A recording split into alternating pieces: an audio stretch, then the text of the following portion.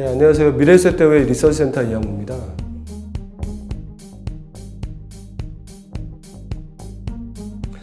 사물인터넷은 말 그대로 모든 사물이 인터넷에 연결이 된다라고 하는 건데요. 그러면 그게 뭐가 좋으냐라고 하는 거가 우리가 이제 고민인 거죠. 근데 대표적인 예를 우리가 많이 들 수 있는 것이 비행기 엔진 같은 경우입니다. 그래서 비행기 엔진이 운행을 할 때 인터넷에 연결이 돼 있으면 운행하고 있는 상황의 모든 데이터들이 이제 지상 기지로 다 백업이 됐을 경우에 그러면 이렇게 운행할 때 이런 데이터가 발생한 거 보니까 어느 부분에 약간 문제가 있는 것 같다라고 하는 거를 미리 파악을 할 수 있고 그러면 땅에 내려왔을 때 바로 수정을 해서 다시 비행기가 올라가는 데까지 시간을 굉장히 줄일 수 있다는 장점이 있는 거죠.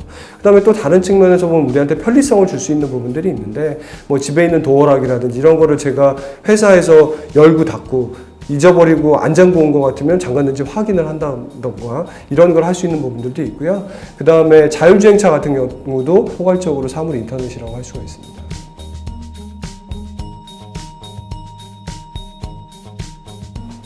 모든 새로운 산업들은 다 기존의 산업의 고용을 줄이는 방향으로 갈 수밖에 없어요. 가장 대표적으로 우리가 생각할 수 있는 게 마차와 자동차가 있을 수 있겠는데요.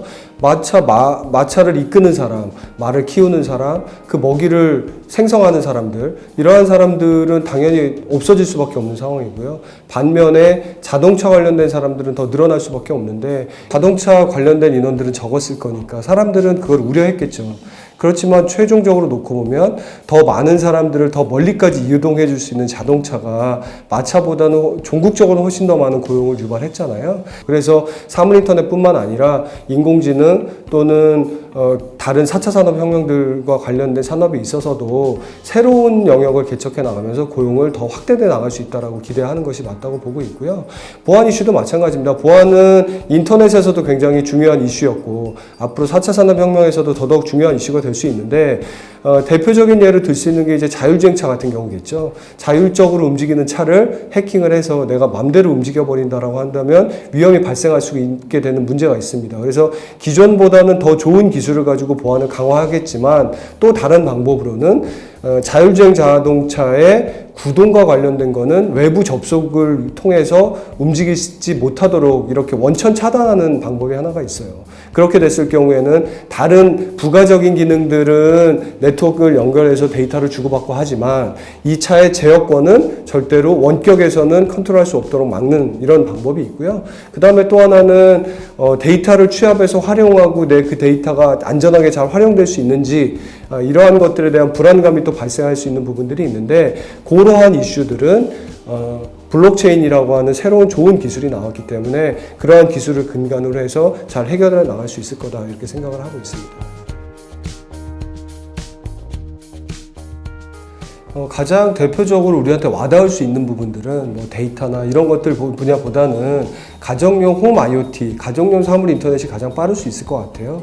그래서 가장 대표적으로 요새 드라마 같은 데거나 아니면 미국 관련된 프로그램 같은 거 보면 알렉사한테 전등을 켜게 한다든지 아니면 뭐 도어락을 열고 아마존이 배달을 하게 한다든지 뭐 이런 것들이 대표적으로 우리한테 다가올 수 있는 사물 인터넷이라고 할 수 있고요.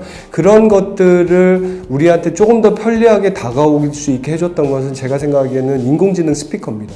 그래서 인공지능 스피커가 도입이 됨으로써 홈 IoT 시장이 본격적으로 성장할 수 있는 기반이 마련됐다고 판단을 하고 있고요.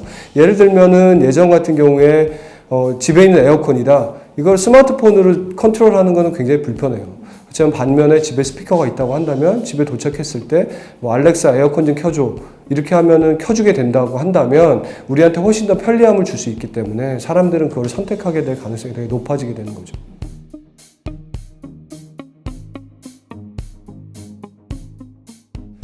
예, 그 사물인터넷은 결국 종국적인 사물인터넷은 제가 보기에는 데이터 산업이에요. 그래서 뭐 우리의 건강 데이터라든지 아니면 우리 집의 전력 사용 데이터라든지 아니면 내가 하루에 얼마나 이동을 하는지 이러한 기타 등등의 데이터들을 다 취합을 해서 그 데이터들을 우리가 필요한 데이터들로 만들어 가야 되는 것이 결국 사물인터넷의 종국적인 목적이 될 건데요.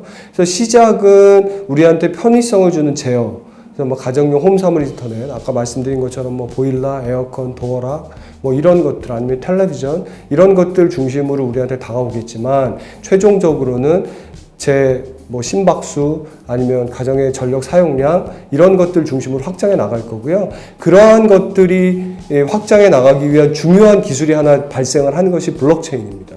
그래서 블록체인이 들어오게 되면서 우리한테 그러한 것들이 불안감 없이 편하게 데이터를 제공해 줄 수 있고 또 그걸 잘 취합할 수 있고 그 다음에 제공할 수 있는 플랫폼들을 또 제공해 줄 수 있어서 블록체인이라고 하는 게 들어오고 발달되면서 그러한 쪽 방향으로 사물 인터넷 시장은 전개돼 나갈 거다 이렇게 전망을 하고 있습니다.